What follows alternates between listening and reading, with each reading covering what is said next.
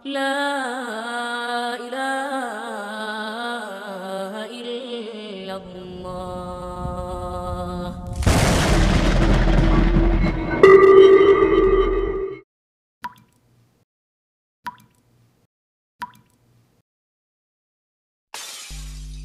Ayah saya meninggal saat saya masuk pesantren. Dan baiknya saya rasakan luar biasa. Beliau mengajar di musalla kecil dulu, sekarang jadi masjid. Itu saya selalu di bawah. Beliau mengajar, saya tidur. Sekarang gantian saya mengajar, beliau tidur. Dan kadang di pangku, gendong sampai pulang. Saya pernah sengaja pura-pura tidur untuk ingin tahu apa yang dikerjakan ayah saya di jalan. Jaga betul supaya nggak bangun. Begitu saya disimpan di kasur dan bangun, diajak bercanda. Saya mau masuk pesantren, dia nggak sempat ngantar. Saya bertemu, dia menangis, peluk saya, minta maaf, nggak bisa ngantar ke pesantren. Saya belum mengerti apapun saat itu.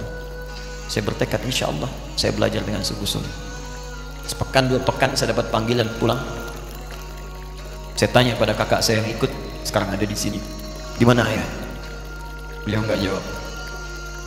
Sampai di Bandung, paman saya, yuk sekarang saya ke MUI Jawa Barat, langsung menyampaikan, nampaknya nggak akan terkejar sampai sana, mungkin sudah dimakamkan. Saya ngerti, paham saat itu bahwa beliau telah wafat. Saya pulang. Maghrib saya sampai, saya dapati ibu di ruangan tengah. Saya datangi, saya menahan tangis, tidak menangis sedikit untuk membahagiakan ibu saya. Saya datang, saya peluk, saya temani tidurnya. Itu pertemuan saya dengan ayah saya terakhir di mimpi. Saya bermimpi mulia, sudah pakai kemeja, tersenyum, mendatangi saya.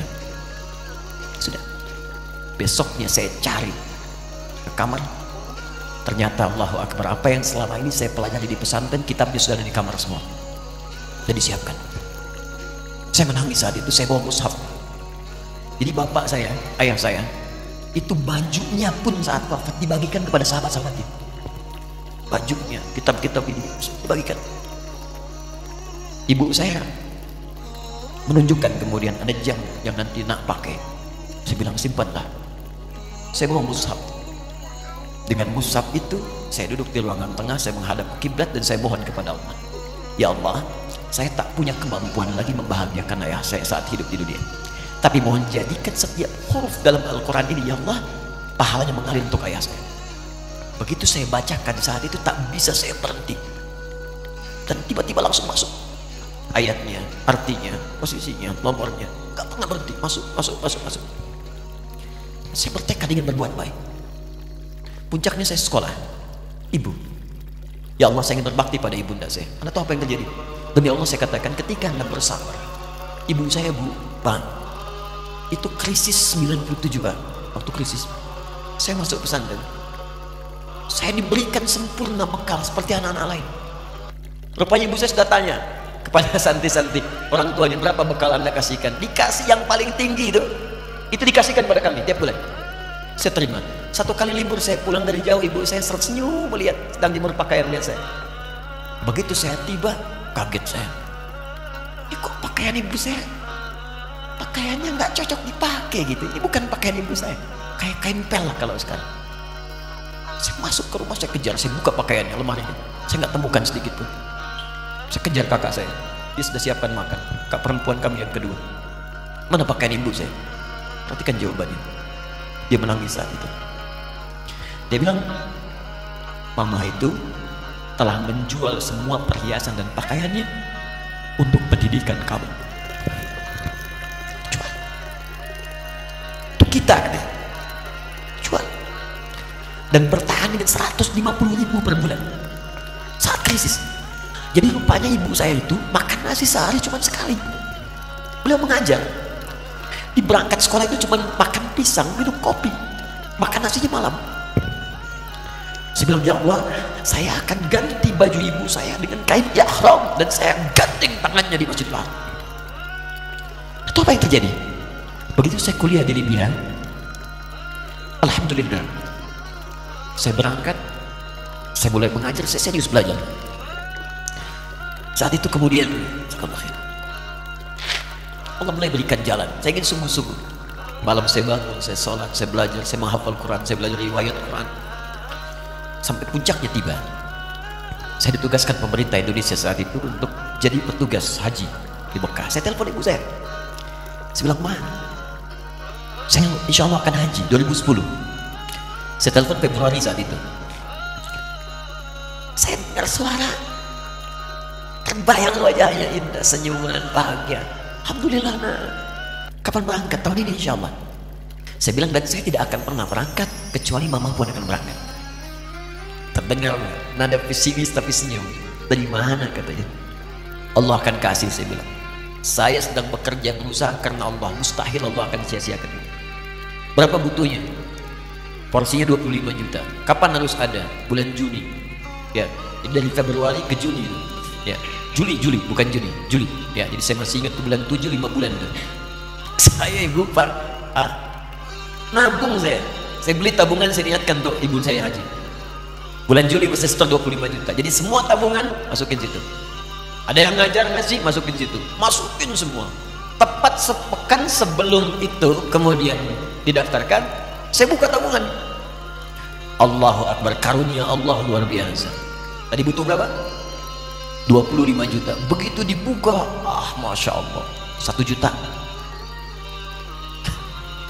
Karena beasiswa nggak banyak, 1 juta. Tapi 3 hari sebelum daftar, entah dari mana ibu-ibu pengajian di KBRI datang, "Ustaz, ibu katanya mau haji juga ya? Ustaz mau haji, ibu ikutnya." Sudah nggak usah dipikirin, nanti kami yang pikirkan semuanya. Tiba-tiba dikirim, bayar porsinya di sana, dapat koper paling besar. Bayangkan, tadinya kopernya belum datang, telepon lagi, "Nah, koper belum datang," katanya. Saya bilang, "Ma, tenang aja, apa hadirnya nggak jelas ini?" "Tidak jelas," saya bilang, "insya Allah." Ya.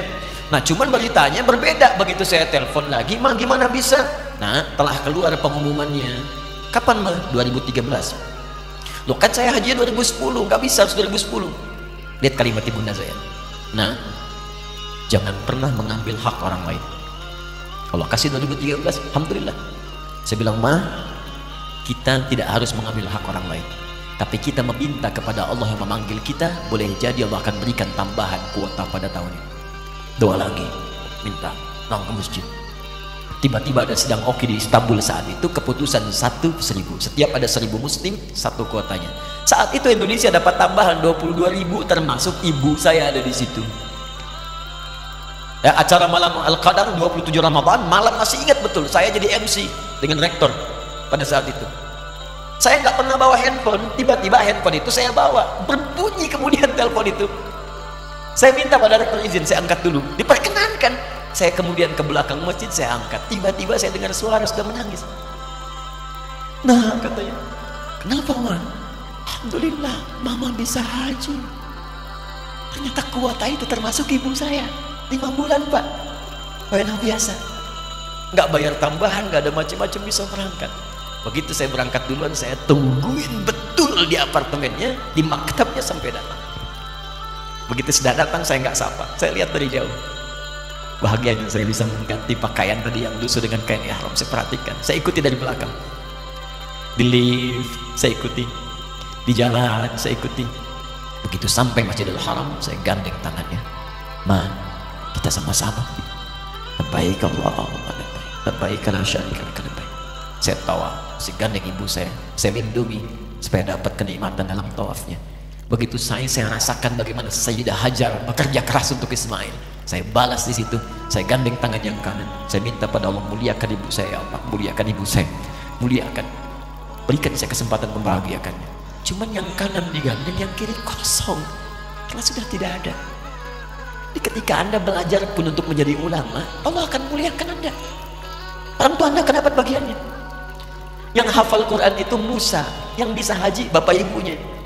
Kemarin saya jadi Amirul Hajj dari kedutaan Saudi berangkat, membawai 350 orang rombongan.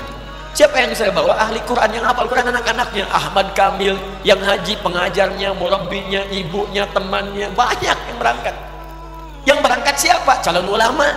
Dia jadi ulama itu, jangankan sudah jadi, kalau benar caranya, baru bergerak pun Allah pasti akan jaga. Kalau benar caranya. Di satu pertanyaan tadi, pilih mana orang soleh atau ulama? Jangan pisahkan, karena jadi ulama itu adalah tingkat tertinggi bagian dari orang soleh. Jadi mesti ada yang jadilah di keluarga. Pilih satu mungkin ahli Quran, dua ahli hadis, yang lain dunia, tapi dunia diniatkan membantu ibadah. Jadi arsitek buat bangun masjid, bangun pesantren, pahala banyak. Insya Allah akan dibuka oleh Allah. Insya Allah.